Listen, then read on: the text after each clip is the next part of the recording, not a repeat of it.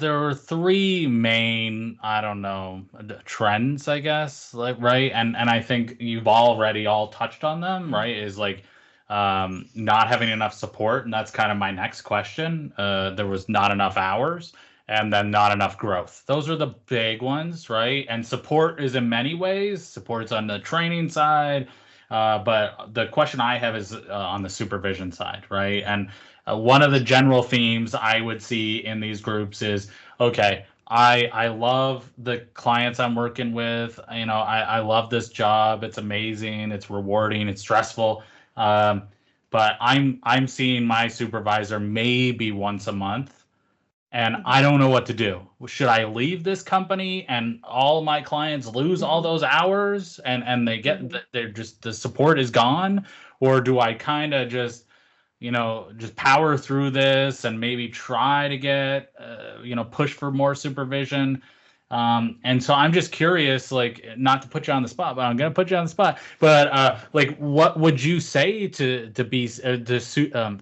techs in that situation, other than come work for me because it's different here? Yeah. What would you suggest in that situation?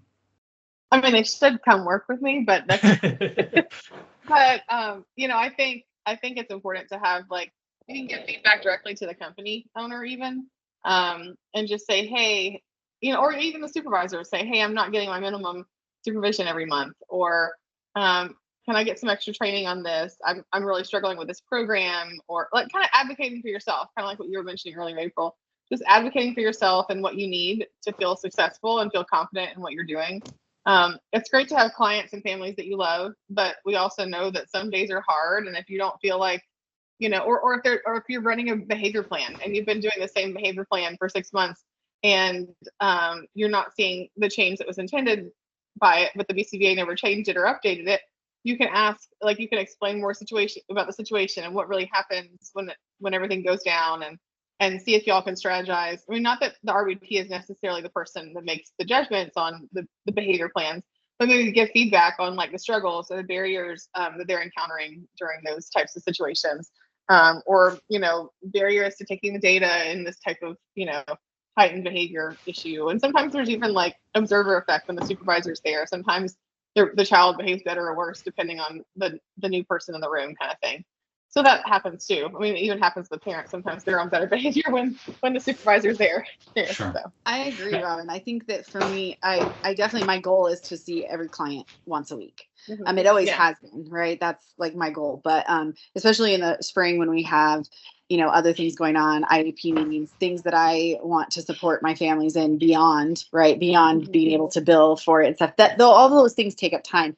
What I have done in the past is I've had some supervisees try to kind of support, just so that my techs feel a little bit more, right? So it might not just be me that week, it might be me on Monday, and then a supervisee will be, there on a Thursday. I will say, though, that there's some families that have not been very receptive to that because it's just one more person in their home. Mm-hmm. And I understand that as well. But I've also had I have had to have some hard conversations with parents, just saying, like, look, I need to be able to support my staff, and I am only one person, and I have to keep my caseload at a certain number because I have to be able to support my staff to the best of my ability or keep quality services. And if I have these supervisees who are becoming BCBAs, one, they're already just demonstrating passion, right? Like, if I have somebody come to me and say, hey, I want to be a BCBA, can you provide some of that supervision? I'm like, oh, the passion is there. I can't teach the passion. I can't teach that. I can teach the skill, though, right? So I'm like, yes, let me see if I can give you this opportunity, right? But that is disheartening because there's times where I'm like, these people really, as supervisees, have already worked in the field for quite some time and really could benefit, or they could really give the tech support outside of me, and they're learning the job at the same time. But when I have families doing that, there's been times where I've just had to say, like, look, I know, I'm sorry, I understand it's just one more person, but can you please, try to just look at it as a good opportunity for your child for generalization purposes, for, us to have just one more person who knows the program well, who knows their treatment plan well, so that if we have to switch staff, they can even step in for interim time, or they can help train the next person to come on specifically to your client or to your child. And I still get pushback every once in a while, but for the most part, all of my families are really great. And that has been really helpful. But, I have not ever asked, and maybe this is a good question for me to ask my techs, like, how do you guys feel? Like, is that beneficial to you guys still? Or would you is it just, nope, I just want it from the BCBA, only the BCBA, right? And I guess it would depend on the quality of the supervisee, right? I mean, there's always going to be that too. But if they've been in the field long enough to want to be, and they've stuck around, I think that says something, right? I know. One of the things that that I heard so much was like techs felt like they were like on a stranded on a deserted island or whatever. And so what we found is even like doing some peer mentor things when it was like appropriate for the situation, like just someone else being out there with them, especially if it was a difficult situation or kind of a lonely, you have some kids that are lower engaging and like, so just knowing that, because I think that's one of the drawbacks of in-home services, unfortunately, is people do feel more isolated. And so whether it's a BCBA, a peer mentor, a supervisee, any of that from a lot of the feedback that I've heard, that would be accepted. And I know, Jennifer, you haven't had to say yet, but I just wanted to bring up too, I've heard so many BCBA owners recently talk about, I want to be able to give my team more training. They're asking for more training. How do I afford that?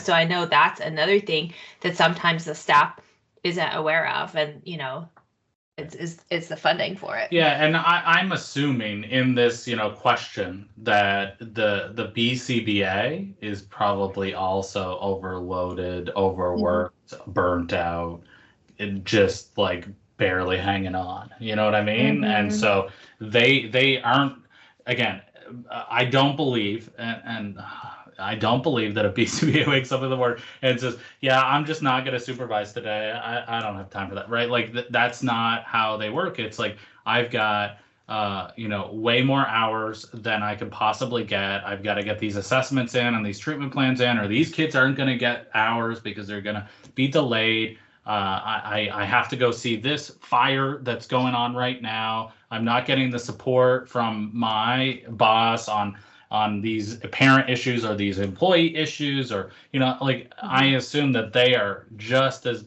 badly off as this tech that says, I can't stay here anymore. I love it, but I can't. You know what I mean? So yeah. I think that's a couple things. One thing I was going to say about burnout, burnout isn't always about they're working too much. It could be they're working too little, and they're not getting enough hours, and they're stressing about how they're going to pay their bills. And so that could be a part of the burnout. It's not always about you're working too much. It could be I'm not working enough. Sure. This is burning me out because I am so stressed out on how I'm going to make rent. One thing I would say too that I've always thought about that we do encourage is RBTs need to know what they are ethically bound to as well. They need to go on the BACB website and read that RBT handbook. They have their own ethical guidelines they have to follow. And so to advocate and say, listen, I'm not being trained. I am not ethically serving this child because I'm not trained right. Like there's a disconnect. It is okay to say that and to go to the supervisor and say, I know that this is not something you're intending. I know that's not the overarching message here. But I feel like I am not performing ethically right now because I am not serving this client the way that I should. Can you please help me? Can you please help me do better? And I think some of it also, when I read some of those things, it's as very much about your approach and delivery on needing this as it is.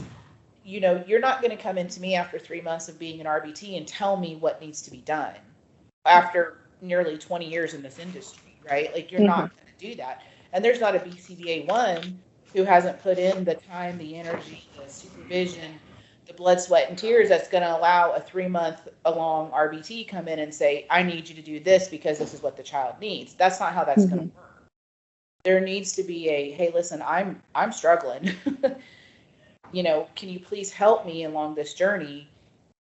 I agree with you, Stephen. I'm under the assumption that these are BCBAs they're being told you need 40 hours of billables. I don't care what you do on your own time, but you're giving me 40 hours come hell or high water. And if you don't, so just like you said, to your point, BCBAs are jumping ship too.